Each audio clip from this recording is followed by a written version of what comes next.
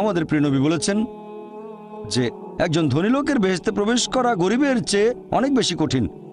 আর পবিত্র কোরআন বলছে সূরা আনফাল অধ্যায় নম্বর ৮ আয়াত নম্বর ২৮, ধন সম্পদ তোমাদের জন্য পরীক্ষা, এটা পরীক্ষা।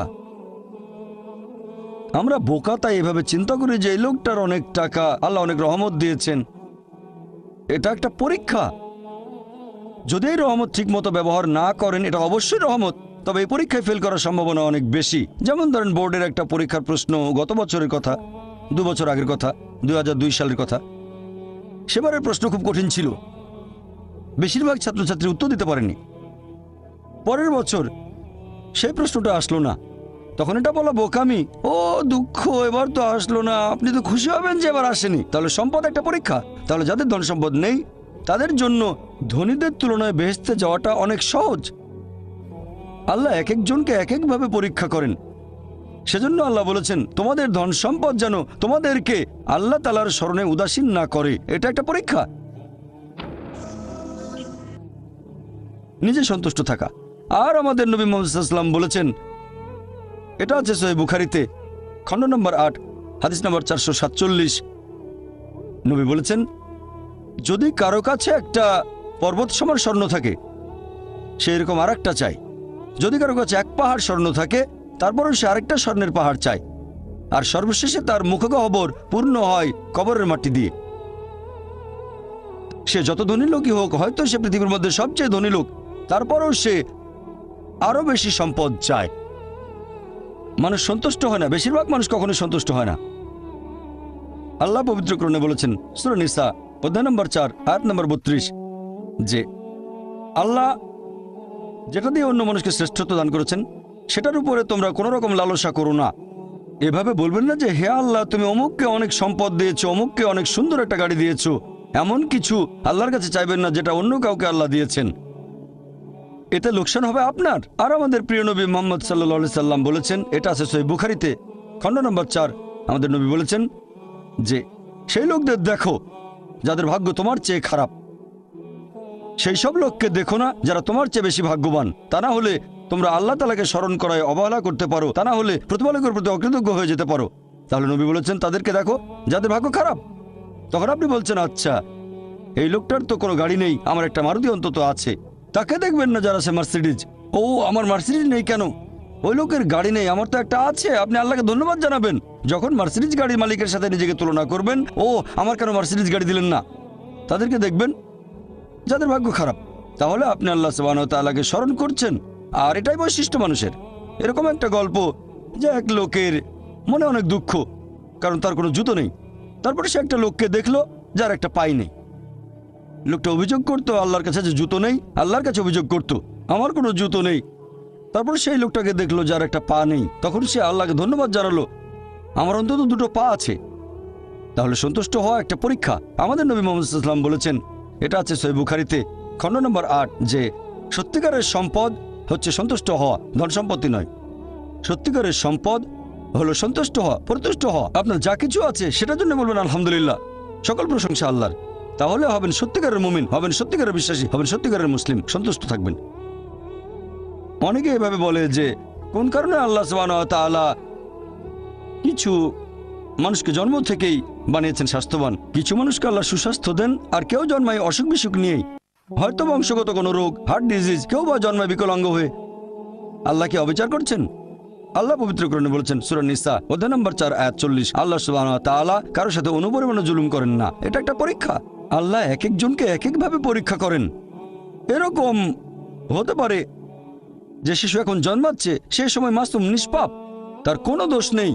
আর পবিত্র কোরআন বলছে সূরা আনফাল অধ্যায় নম্বর ৮ আয়াত নম্বর ২৮ যে তোমাদের ধন সম্পদ আর সন্তান সন্ততি তোমাদের জন্য পরীক্ষা। আল্লাহ কথাটা আবারও বলেছেন অধ্যায় নম্বর ৬৩ আয়াত নম্বর ৯ যে তোমাদের ধন সম্পদ সন্তান সন্ততি তোমাদেরকে যেন আল্লাহ তাআলার স্মরণে উদাসীন না করে। এরকম হতে পারে যে পরীক্ষা নেওয়া হচ্ছে বাবা মার, এটা বাবা মার জন্য পরীক্ষা। এরপর আপনারা দেখবেন যখন কোনো মানুষের উপর বিপর্যয় আসে সেটা হয় পরীক্ষা অথবা একটা শাস্তি। যে লোকগুলো আল্লাহ তাআলার পথ থেকে দূরে সরে গেছে তাদের জন্য এটা শাস্তি, আর যারা আল্লাহর পথে আছে তাদের জন্য পরীক্ষা। হতে পারে যে বাবা মা খুব ভালো মুসলিম, 5 ওয়াক্ত নামাজ পড়েন, হয়তো জাকাত দিয়েছেন, হজ পালন করেন, রমজান মাসে রোজা রাখেন, আল্লাহ তাদের একটা সন্তান দিলেন জন্ম থেকে যার হার্টের সমস্যা। সত্যিকারের মুসলিম, সত্যিকারের মুমিন বলবে আলহামদুলিল্লাহ, আল্লাহ তাআলা তোমাকে অনেক ধন্যবাদ। আল্লাহ তাদের পরীক্ষা করছেন। আরেকটা লোক যে কৃতজ্ঞ নয় আর এই পরীক্ষায় হয়তো পাশও করবে না, সে বলবে কেন?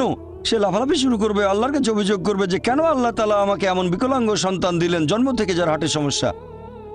আর পরীক্ষা যত কঠিন পুরস্কার তত বেশি। পরীক্ষা যত কঠিন পুরস্কারের পরিমাণ তত বেশি। যেমন ধরেন আপনি পরীক্ষা দিচ্ছেন বিএ ডিগ্রি এক্সামিনেশন, যদি পাশ করেন তাহলে আপনি graduate, BA graduate in arts. তবে যদি এমবিবিএস পরীক্ষায় পাশ করেন তাহলে গ্র্যাজুয়েট হবেন, নামের আগে ডক্টর বসাবেন, ডক্টর। কিন্তু এমবিবিএস পরীক্ষায় পাশ করা এটা বিএ পরীক্ষায় পাশ করার চেয়ে অনেক বেশি কঠিন। তাহলে পরীক্ষা যত কঠিন পুরস্কারও তত বেশি। হতে পারে আল্লাহ এই বাবা মাকে সাধারণ বেহেশতে পাঠাতে চান না, পাঠাবেন জান্নাতুল ফেরদৌসে। তারা ধার্মিক, তারপরও আল্লাহ তাদের বেশি পুরস্কার দিতে চাচ্ছেন। আর এই কারণেই আমাদের প্রিয় নবী মুহাম্মদ সাল্লাল্লাহু আলাইহি সাল্লাম বলেছেন, এটা আছে সুন্নান আল তিরমিজিতে, এক লোক জিজ্ঞেস করলো এই পৃথিবীতে কাকে সবচেয়ে বেশি পরীক্ষা দিতে হয়? নবী উত্তরে বললেন যে আল্লাহ সুবহানাহু ওয়া তাআলার সকল নবী রাসূলকে সবচেয়ে বেশি পরীক্ষা দিতে হয়। এরপরে যারা নবী রাসূলগণের ঘনিষ্ঠ, যারা নবী রাসূলগণের মতো, তারপরে যারা সাহাবীগণের মতো। আর একজন লোকের ঈমান যত বেশি মজবুত পরীক্ষাটা তত বেশি কঠিন। তাকওয়া যত বেশি থাকে আল্লাহ তত কঠিন পরীক্ষা দেবেন। আপনি কোথাও এমবিবিএস নিয়ে পড়াশোনা করছেন কারণ বেশি নম্বর পেয়েছিলেন এইচএসসিতে, সেজন্য এখানেও পরীক্ষা কঠিন। এমবিবিএস পাশ করাটাও বেশ কঠিন। তাহলে এখানেও নবী রাসূলগণের তাকওয়ার সাথে সাধারণ মানুষের তাকওয়ার কোনো তুলনায় হয় না। যেহেতু তারা ছিলেন নবী এবং রাসূল, তাই তাদেরকেও পরীক্ষা করা হয়েছে। কোনো নবী রাসূলকে এই পরীক্ষা না নিয়ে ছেড়ে দেওয়া হয়নি। তাদের তাকওয়া লেভেল অনেক উপরে। নবী রাসূলকে অনেক বেশিবার পরীক্ষা করা হয়েছে সাধারণ মানুষের চেয়ে। আপনার বাচ্চা অনেক বেশি, অনেক কঠিন। তাহলে আপনার তাকওয়া যদি বেশি হয় আল্লাহ আপনাকে পরীক্ষা করবেন। সত্যিকারের মুমিন কোনো বিপর্যয়ের মধ্যে পড়লে বলে সুবহানাল্লাহ, সকল প্রশংসা আল্লাহর, আলহামদুলিল্লাহ। সে ধরে নেয় এটা একটা পরীক্ষা। কোনো বিপর্যয় আসলে সেটা হয় একটা পরীক্ষা অথবা একটা শাস্তি। নবীগণের তাকওয়া অনেক বেশি, তাদের জন্য এটা শাস্তি না, এটা পরীক্ষা। আর তারা পাশ করেছেন। যদি কারো জীবনে কোনো ভালো কিছু ঘটে সেটা হয় একটা পুরস্কার অথবা পরীক্ষা। সম্পদ হতে পারে পুরস্কার অথবা একটা পরীক্ষা। ভালো কোনো কিছু ঘটলে সেটা হয় পুরস্কার নয়তো একটা পরীক্ষা। অনেকে আল্লাহর পথ থেকে দূরে সরে যায়, তারপরে বলে আমাকে সম্পদ দাও, আল্লাহর সম্পদ দেন, তারপরে তারা পরীক্ষায় ফেল করে। তাহলে এই পৃথিবীতে তারা তাদের ইচ্ছে মতো আরামায়েশ করে, কিন্তু আখিরাতে শুধু ক্ষতিগ্রস্ত হয়। দান একটা পরীক্ষা, সন্তুষ্ট হওয়া পরীক্ষা, সন্তান সন্ততিও পরীক্ষা। অনেক সময় আমরা মুসলিমরা আল্লাহ তাআলার কাছে অভিযোগ করি যে আল্লাহ তোমার কাছে এত দোয়া করি তবু তুমি কবুল করো না কেন? আল্লাহ পবিত্র কোরআনে বলেছেন তোমরা আমাকে ডাকো আমি তোমাদের ডাকে সাড়া দেব। তবে আমার আপনার ডাকে আল্লাহ সবসময় সাড়া দেন না। পরস্পর বিরোধী মনে হচ্ছে। আল্লাহ বলেছেন আমাকে ডাকো আমি সাড়া দেব, তবে অনেক সময় দোয়া করছি কিন্তু কবুল হচ্ছে না। আল্লাহ পবিত্র কোরআনে বলেছেন সূরা বাকারা অধ্যায় নম্বর 2 আয়াত 216, তোমরা যা পছন্দ করো সেটা হয়তো তোমাদের জন্য ভালো না, আর যেটা পছন্দ করো না সেটা হয়তো ভালো। তোমরা এটা জানো না, তবে আল্লাহ জানেন। উদাহরণস্বরূপ ধরেন একজন তরুণ ছেলে, বয়স হয়তো 20 বছর, সে দোয়া করছে হে আল্লাহ সুবহানাহু ওয়া তাআলা একটা বিএমডব্লিউ দিয়ে দাও। জানেন না বিএমডব্লিউ নাম শুনেছেন কিনা? BMW motorcycle. আমি চাই একটা বিএমডব্লিউ মোটরসাইকেল, খুব ভালো মোটরসাইকেল। ছেলেটা দোয়া করলো, আল্লাহ সাড়া দিলেন না। হয়তো আল্লাহ জানেন যে আল্লাহ যদি তাকে মোটরসাইকেল দিতেন সে অ্যাক্সিডেন্ট করতো, পা ভেঙে ফ্র্যাকচার হতো, পঙ্গু হয়ে পড়ে থাকতো। তাহলে এখানে আল্লাহ সুবহানাহু ওয়া তাআলা তার ডাকে সাড়া দিয়েছেন সাড়া না দেওয়ার মাধ্যমে। আল্লাহ তার ডাকে সাড়া দিয়েছেন সাড়া না দেওয়ার মাধ্যমে। আল্লাহ তাকে মোটরসাইকেল দেননি কারণ সে ভালো বান্দা, সে খুব ভালো মানুষ, সে যা যাচ্ছে তা ভালো হবে না আমি জানি, কিন্তু সে জানে না তাই আল্লাহ দিচ্ছেন না। এভাবে আল্লাহ সাড়া দিচ্ছেন সাড়া না দেওয়ার মাধ্যমে। আবার কিছু লোকজন আছে, যেমন আল্লাহ বলেছেন পবিত্র কোরআনে সূরা বাকারা অধ্যায় নম্বর 2 আয়াত 15-16, এখানে ভণ্ডদের কথা বলা হচ্ছে। আল্লাহ তাদের রশি দেবেন, তারা বিভ্রান্তের মতো ঘুরে বেড়াবে। তারা সম্পদ চেয়েছে, আল্লাহ দিয়েছেন। অনেকে আছে যারা আল্লাহর সাথে অন্য কাউকে শরীক করে, তারা বলে অনেক সম্পদ চাই, আল্লাহ তাদের সম্পদ দেন। এটা তাদের জন্য আসলে একটা পরীক্ষা। এভাবে তারা নিজেদের কবর খুঁড়ছে। তাই আমরা কখনোই হতাশ হব না। আল্লাহ তাআলা আছেন সব সময়, আল্লাহর উপর সবসময় ভরসা রাখবেন। সেই কারণেই পবিত্র কোরআন অনুযায়ী আত্মহত্যা হারাম। সূরা নিসা অধ্যায় 4, তোমরা নিজেকে হত্যা করো না, আত্মহত্যা করো না, নিশ্চয়ই আল্লাহ পরম দয়ালু, সাহায্য করবেন, তার উপর ভরসা করবেন। যখন কোনো লোক আত্মহত্যা করে তখন মনে হবে সে অকৃতজ্ঞ, সে ভাবছে আল্লাহ আমাকে অনেক বিপদে ফেলেছে, এটা কোনো সুবিচার না, এভাবে বেঁচে থাকার কোনো মানে হয় না, তাই শেষ করে দেবো। আল্লাহ পবিত্র কোরআনে বলেছেন সূরা বাকারা অধ্যায় নম্বর 2 আয়াত 286, এটা সূরা বাকারার একেবারে শেষ আয়াত, যে আল্লাহ সুবহানাহু ওয়া তাআলা কারো উপরেই তার সাধ্যের অতিরিক্ত বোঝা চাপিয়ে দেন না।